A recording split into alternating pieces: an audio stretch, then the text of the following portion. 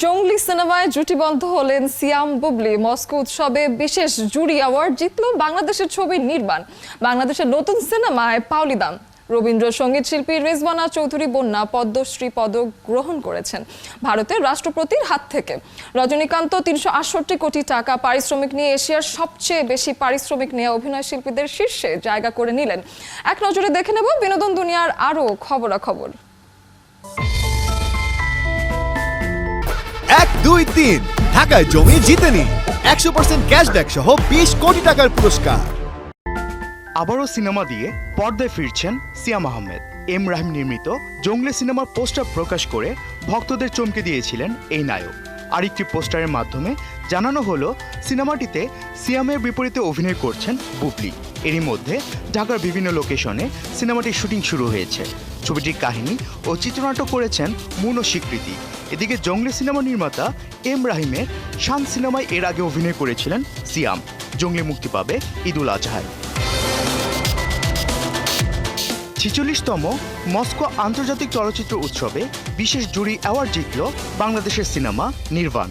শুক্রবার উৎসবের শেষ দিনে মস্কোতে সিনেমাটির পরিচালক আসিফ ইসলাম পুরস্কারটি গ্রহণ করেন। সারা বিশ্ব থেকে হাজার হাজার সিনেমার মধ্যে অফিসিয়াল সিলেকশনে জায়গা করে নিয়েছে মাত্র ১১টি সিনেমা। সেই সিনেমার মধ্যে নির্বাণ সিনেমাটি স্পেশাল জুরি পুরস্কার জিতেছে। গেল ২২ এপ্রিল উৎসবে প্রদর্শিত হয় এই সিনেমাটি।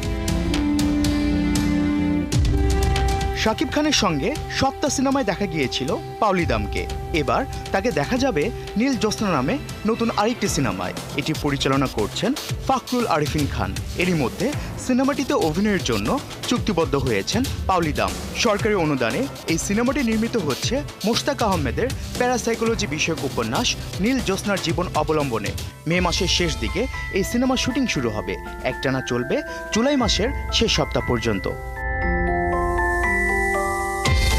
খ্যাতিমান রবীন্দ্রসঙ্গীত শিল্পী রেজওয়ানা চৌধুরী বন্যা ভারতের চতুর্থ সর্বোচ্চ বেসামরিক সম্মাননা পদ্মশ্রী পদক নিয়েছেন।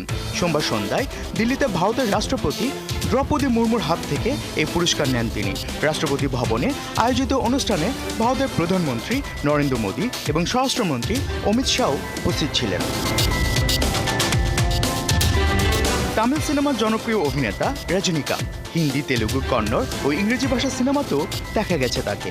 ভারতের সবচেয়ে বেশি পারিশ্রমিক পাওয়া অভিনেতাদের মধ্যে তিনি একজন। এবার সবচেয়ে বেশি পারিশ্রমিক নিয়ে সব রেকর্ড ভেঙে দিলেন রজনীকান্ত। থালাইবা 171 সিনেমায় অভিনয়ের জন্য 280 কোটি রুপি, যা বাংলাদেশি মুদ্রায় ৩৬৮ কোটি ৬৩ লাখ টাকার বেশি পারিশ্রমিক নিয়ে সকল রেকর্ড ভেঙে দিয়েছেন রজনীকান্ত। পাশাপাশি এশিয়ার সবচেয়ে বেশি পারিশ্রমিক নেওয়া অভিনয় শিল্পীদের শীর্ষে জায়গা করে নিলেন এই অভিনেতা।